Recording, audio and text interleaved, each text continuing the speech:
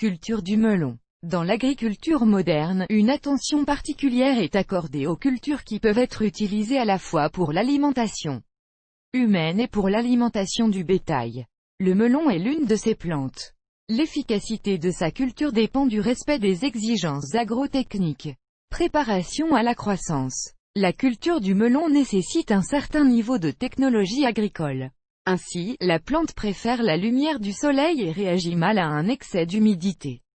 Par conséquent, le site de sa culture doit être situé sur une colline où l'eau ne s'accumule pas.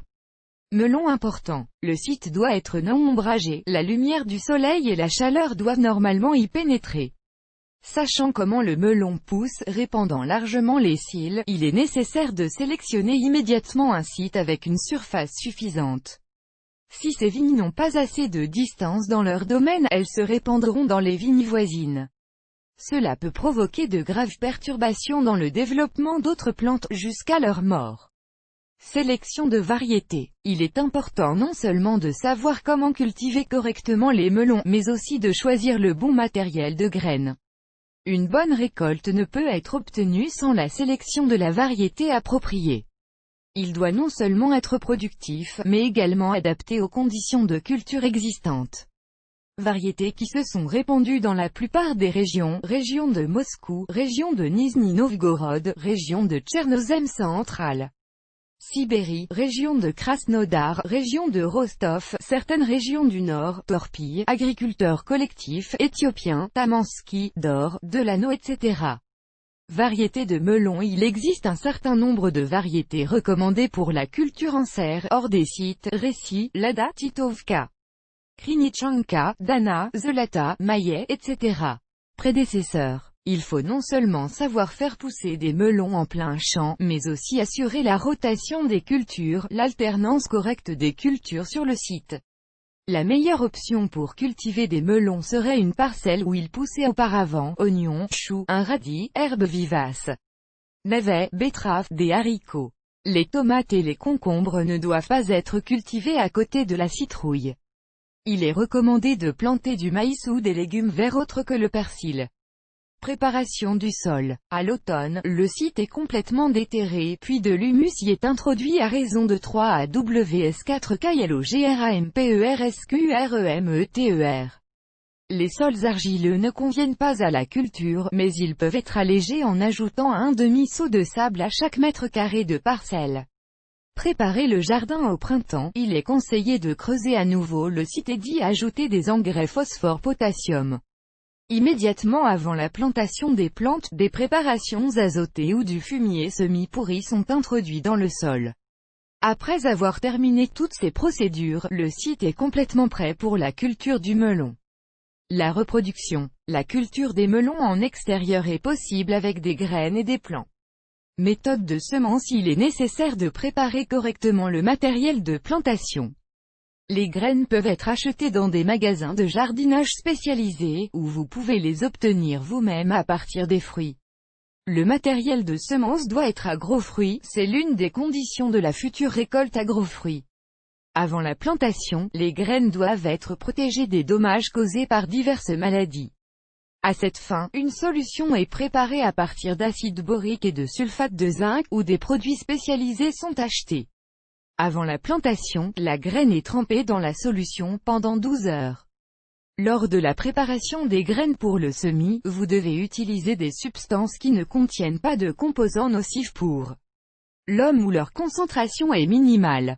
Pour que les germes soient forts et poussent à l'unisson, il est au préalable recommandé de les faire tremper dans une solution faible de permanganate de potassium. 1 heure plus tard, les graines sont enlevées et enveloppées dans plusieurs couches de gaz afin de plonger le paquet dans un récipient avec de l'eau, tandis que le liquide doit recouvrir légèrement les graines. Une fois toutes les 4 à 6 heures, les graines sont retirées du récipient et ventilées, après quoi elles sont à nouveau placées dans l'eau. La durée totale du trempage est de 12 heures, après quoi les graines sont uniformément réparties en une couche mince sur la surface du tissu humidifié et y sont conservées jusqu'à la formation des premières pousses. De petits trous de plantation sont creusés sur le site avec une profondeur ne dépassant pas 5 cm. Un demi-verre de cendre de bois et une cuillère à café du lait sont versés dans les rainures résultantes, après quoi le mélange est soigneusement mélangé. Les trousses sont abondamment et soigneusement arrosées avec de l'eau chauffée.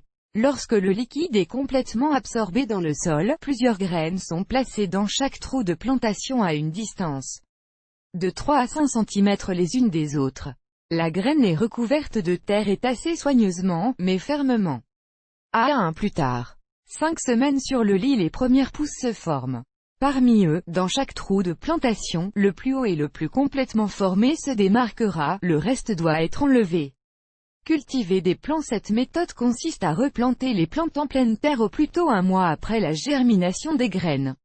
La période peut être légèrement réduite lorsqu'elle est cultivée en comprimé et en pot.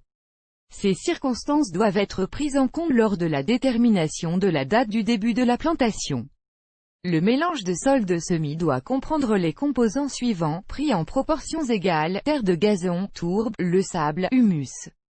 S'il n'est pas possible d'obtenir une telle composition, il est permis de se limiter uniquement à la tourbe et au sable, mais le premier ingrédient dans ce cas doit être supérieur à la moitié. Important. Les récipients optimaux pour planter des graines pour les semis sont des pots de tourbe d'environ 10 cm de diamètre. 2 à 3 graines sont placées dans un verre à une profondeur d'environ 2 cm et une petite quantité de sable est versée sur le dessus. Le mélange de sol doit être suffisamment humide. Il est permis de faire pousser des plants dans des boîtes communes, mais dans ce cas, la transplantation de plantes en pleine terre sera plus douloureuse.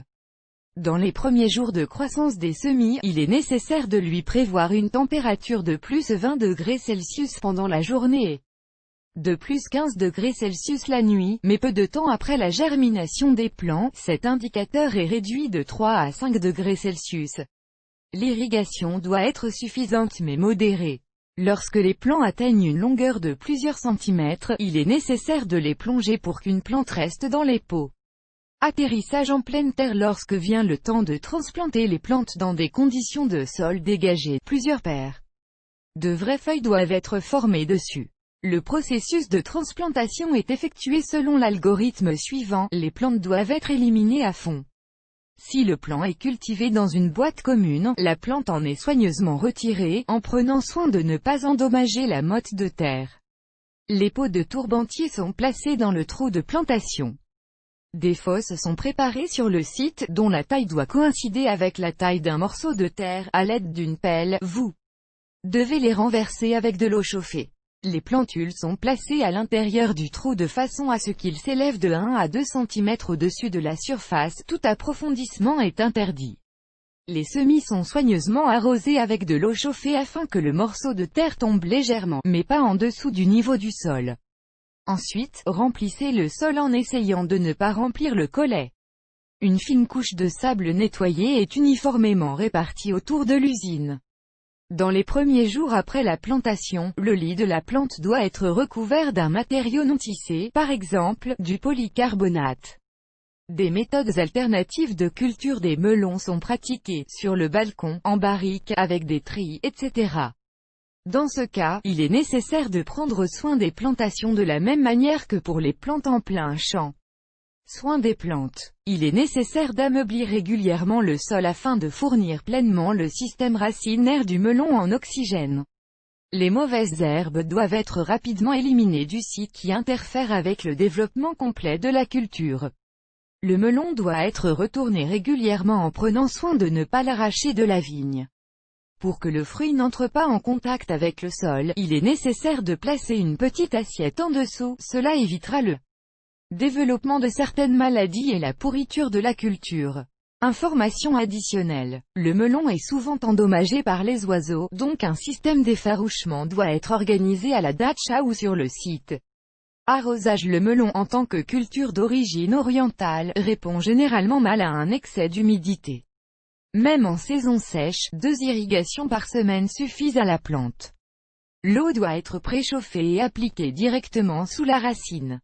Arrosage. L'arrosage avec de l'eau froide et sa chute à la surface du feuillage entraîne le développement de maladies pouvant entraîner une diminution du rendement ou sa perte totale.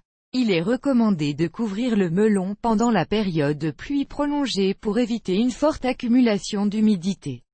La meilleure façon de faire pousser du melon est d'utiliser un filet anti-pluie, qui empêchera le sol de sursaturer l'humidité après les précipitations, mais vous permettra en même temps de recevoir la même quantité de lumière du soleil. Pour l'arrosage, dans ce cas, il est recommandé de construire un système de drainage, c'est-à-dire de diriger le tube directement vers les racines. Top Dressing. La citrouille a besoin d'une application rapide d'engrais minéraux et organiques. Parmi la première catégorie de médicaments, les plus importants pour la culture, ainsi que pour la pastèque et tous les melons, sont ceux qui contiennent du potassium et du calcium. Ces substances sont appliquées après irrigation ou précipitation, suivies d'un ameublissement du sol. Le soin du melon implique l'introduction obligatoire de matière organique. Il contient de l'azote, du potassium, du phosphore, des vitamines et des minéraux. Il est recommandé d'appliquer des engrais organiques sous forme d'humus, qui se composent de sédiments végétaux et animaux ou de fumier semi-pourri. À partir de ces fonds, des solutions concentrées sont préparées dans un rapport de 1/5, après quoi une irrigation abondante est effectuée, afin d'éviter l'accumulation de nitrates nocifs. Garniture. Il est nécessaire de pincer les plantes en temps opportun. Sur la vigne centrale, la procédure est effectuée après la 5e feuille et sur les autres, après la 3e feuille derrière l'ovaire. En pinçant, il est possible de conserver les nutriments à l'intérieur de la plante et de les diriger directement vers le fruit. Une autre caractéristique positive de la procédure est la protection des plantes affaiblies contre les maladies. Récolte. Les melons dans la voie du milieu, dont la culture est standard dans cette zone, mûrissent dans la seconde moitié de l'été, fin juillet début août. Le fruit mûr acquiert une couleur caractéristique, un motif spécifique se forme dessus et une odeur agréable apparaît. Remarque. La récolte commence après le début de la phase de maturation complète. Sa principale caractéristique est une bonne et facile séparation du fruit de la tige. La culture des melons n'est presque pas différente de la culture d'autres cultures, à l'exception de certains moments spécifiques. En sachant cultiver un melon, avec une technologie agricole normale et en développant avec succès des conditions météorologiques, il est possible d'obtenir une récolte de haute qualité sans aucun problème.